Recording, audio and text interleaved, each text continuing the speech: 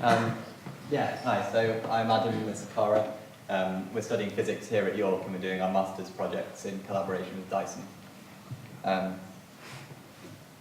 this work? Yeah. Hey!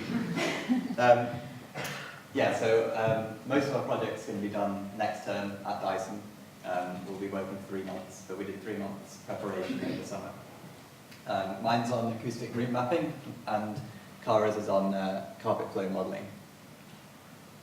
So my project basically, how does a bat find its way around in the dark? Finding out about an environment using acoustic techniques. So most of the methods that have been looked at so far involve emitting a sound in a room and listening for the returning echoes. Each echo presumably corresponds to something reflecting the sound back, and using the time difference between when you produce the sound and when the echo comes back gives you the distance to the object. If you have more than one receiver, then you can use the time difference of arrival between the 2 receivers to work out what direction it came from. And obviously using both of those together, you can work out where the reflectors are, and so map your room. What I'm going to be looking at next term is whether I can use more techniques about the returning echoes. So if you consider a microphone attached to an object, or like an ear on your head, the object is going to affect the sound that comes back to the ear. So if we've got a signal coming in from the right-hand side here, and it's made up of multiple frequencies, then the low frequencies, for example, are going to be pretty unaffected by that. They tend to pass straight through things. For example, if someone's playing music in the next room, you can hear the bass more clearly than you can hear anything else. The high frequencies tend to get absorbed.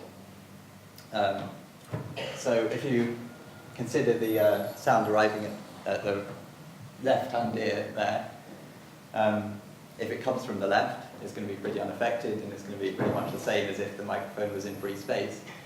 But the sound coming in from the right is going to be slightly distorted by that object. It might be dominated by low-frequency sounds, for example. So I'm going to be looking at that kind of thing next term. The applications of this to Dyson are obvious to anyone who's been following recent developments. Dyson announced the 360i robot in summer. It uses optical mapping techniques at the moment, but obviously if acoustic techniques can help improve the reliability of its mapping and navigation, then that would be a huge win for Dyson. Right. So now to my project. My project is on carpet flow modelling, which is creating a model for the structure of carpet that we can use in computational fluid dynamics software, or CFD. So CFD is a tool that we've been using at Dyson that allows us to create a visualization of the flow through a solid structure, any given solid structure. So you can see here that we've got an image showing that we can understand the flow through a hard floor into a cleaner head. So we've been able to do this for a while at Dyson. We've been able to do that for a while at Dyson, but the reason that it brought me in is to try and find a way of getting the flow through a carpet into a cleaner head, which is more complicated than it sounds, because the direct structure of carpet is actually pretty complicated, and to put it directly into CFD would require a lot of computational power, a lot of time. So what I need to do is find a model that simplifies this so that it is accurate enough to actually be useful, but efficient enough that it can be used on a day-to-day basis. So what I've been doing over the summer is having a look at which parameters are most important in affecting the flow in real carpet. So one of the first simplifications I made was treating the carpet as a porous medium, for example, like a porous rock. So in most simple analogies, porous rocks are treated as uniformly porous, which means they can be defined by a permeability.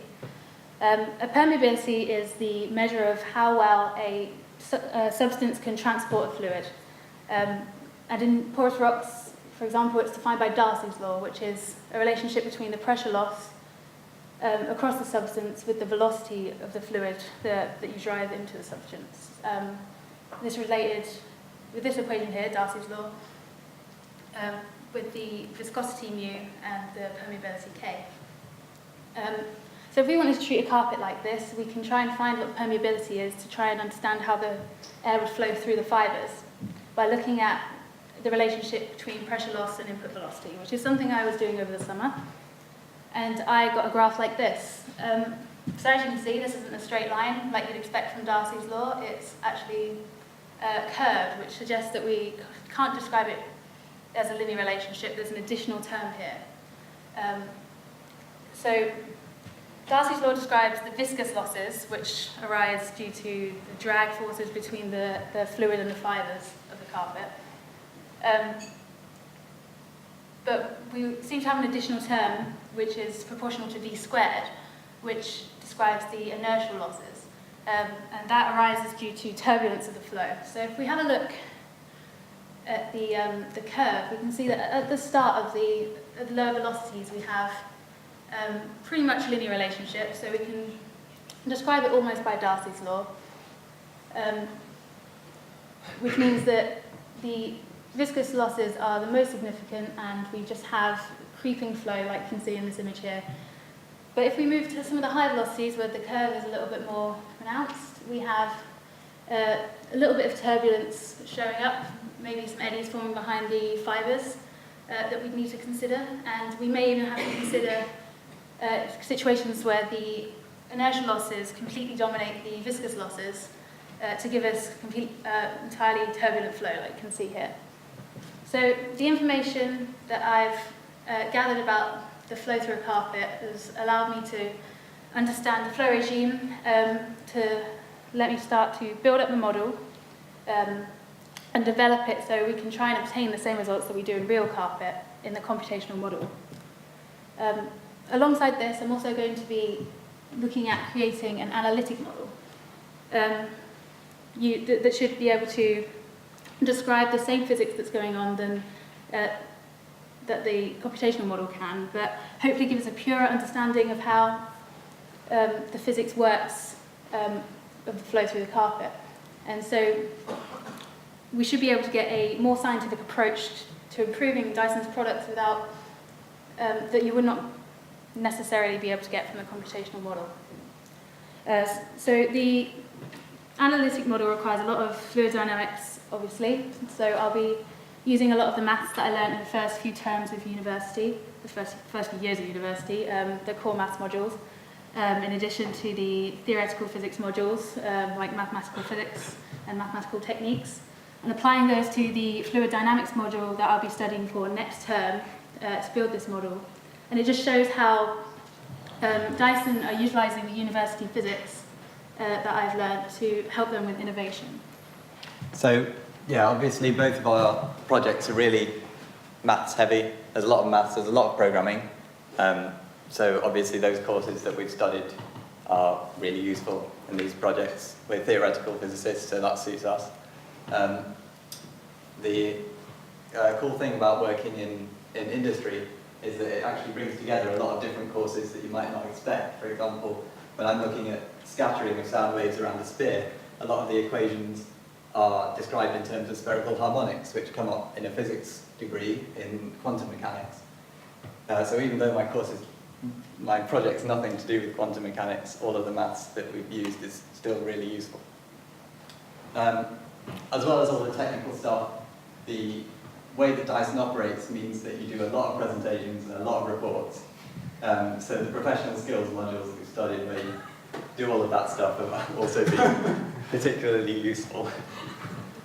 So while we were at Dyson, we carried on developing these skills, and we found that it's a little bit different in a commercial environment because everything is so product focused. Every presentation and report that we did, we had to relate back to the product in some way, which is different to being at university because obviously you relate it back to the science a little bit more, which Dyson obviously still cares about, but they need to know how it's going to benefit them. So I think that the experience of applying these skills to this environment was really valuable. It should, I think, help us be more desirable to employers looking for engineers, yeah, probably engineers and other industry roles that we might not be able to be applying for with just a normal master's degree. We also had some pretty valuable opportunities at Dyson that we might not have had if we were working on our master's project here at York. For example, me and Adam both had the opportunity to present all the work that we did over the summer to James Dyson, which was really scary, but he was really nice, and he was really interested in our work, and I think it was a really good experience to take away from the internship. Yeah. As well as this, the benefits for us include, like, we've got this experience now, we know what to look for when applying for jobs in industry, and we have got this experience without having to sacrifice a year of our degree, which is really nice. It does mean that we have to do a lot of work next term, because we'll be at Dyson and studying for our modules at the same time, but we do get paid for it, and I think that the experience as a whole is definitely worth it. So yeah, that's it from us. Does anyone have any questions about anything?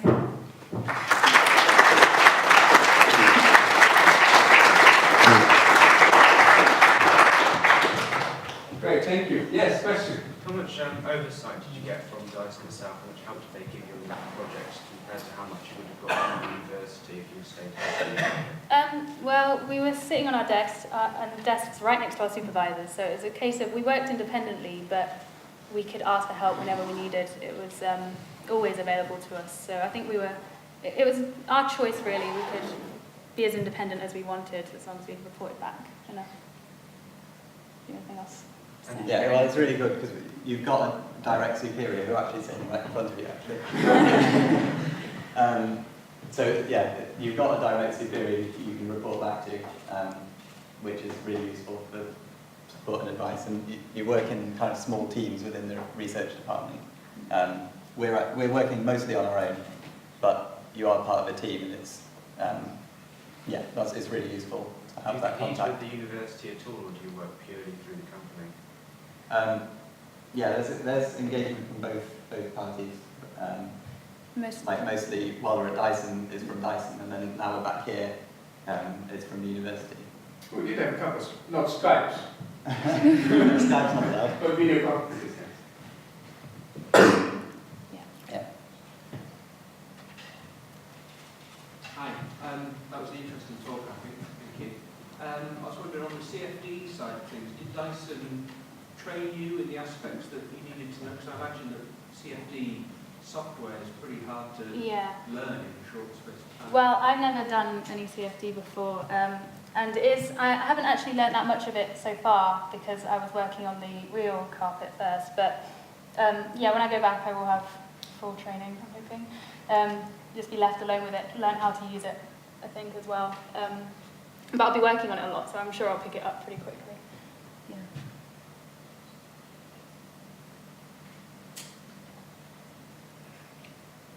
Okay, thanks again.